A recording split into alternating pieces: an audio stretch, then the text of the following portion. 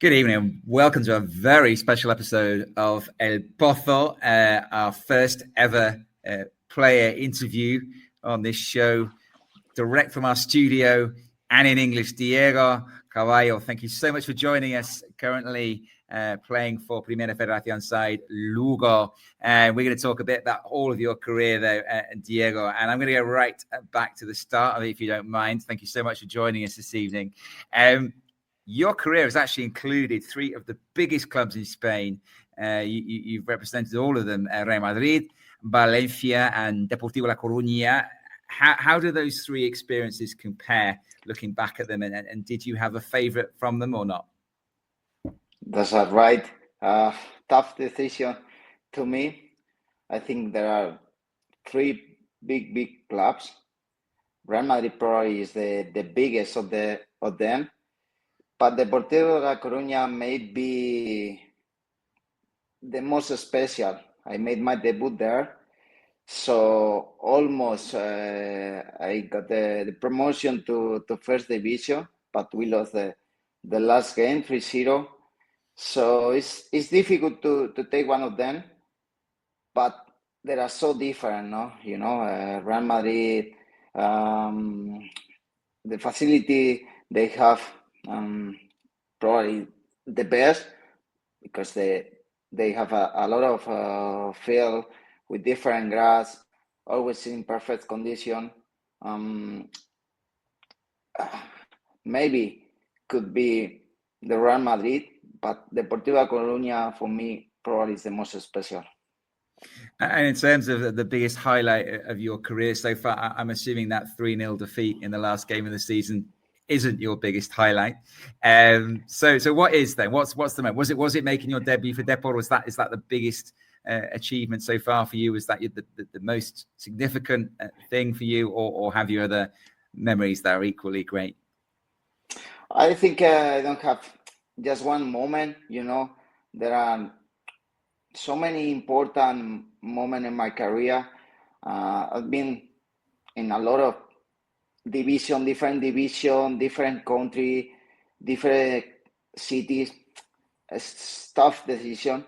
I spoke about that. A lot of things about my highlight.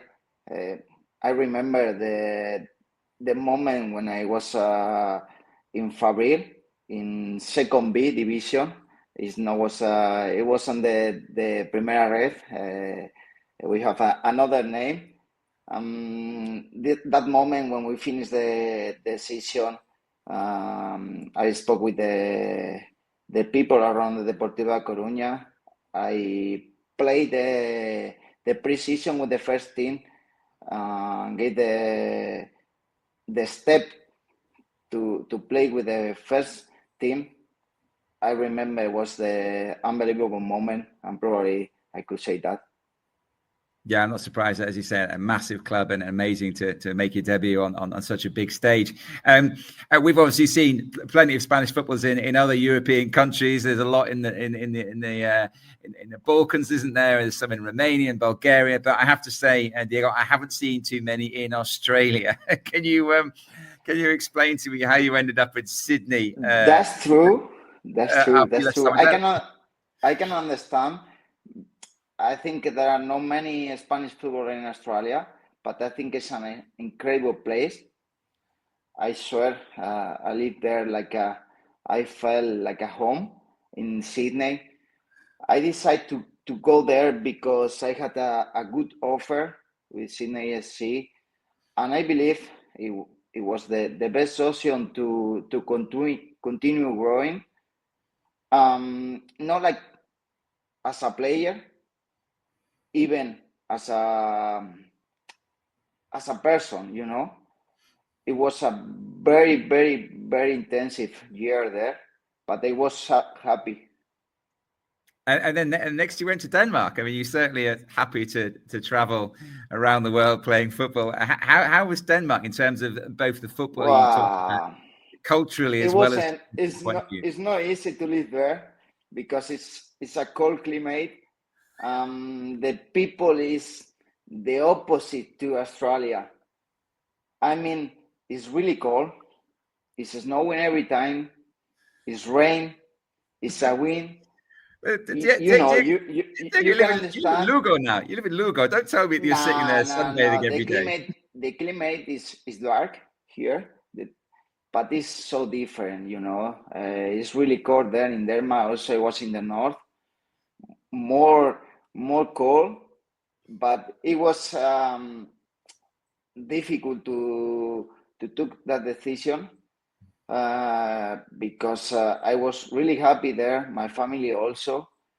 I thought with my wife, it was the best decision to come back home because the grandparents need to grow the kids, you know.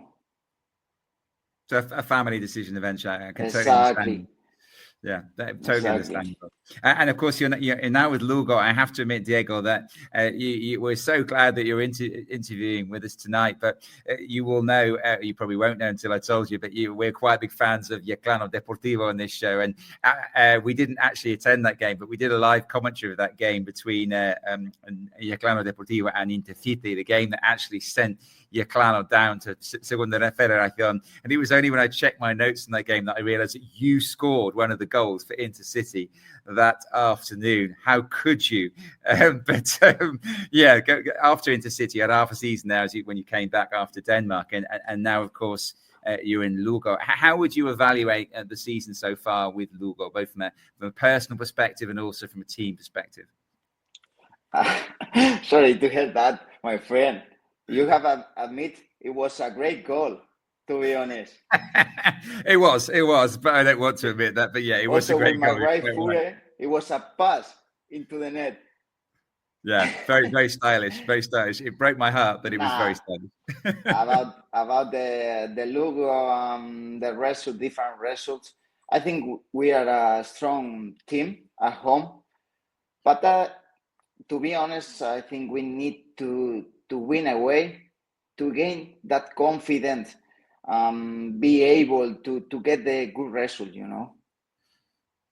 You need one win to get things started, do you think? Because at the moment, you say exactly. What have you got left to achieve in your playing career? You've had a fantastic playing career. You've played in Australia, you've played in Denmark, you've played with 3 massive teams in Spain. What's left for you? What do you still want to achieve in your career? I think now, for me, the best option I would like my children to see me play the highest level possible, you know. If I had to take a objective now, could be to get the promotion with Lugo, and then next season to play in second division, you know. That seems like a reasonable objective to me.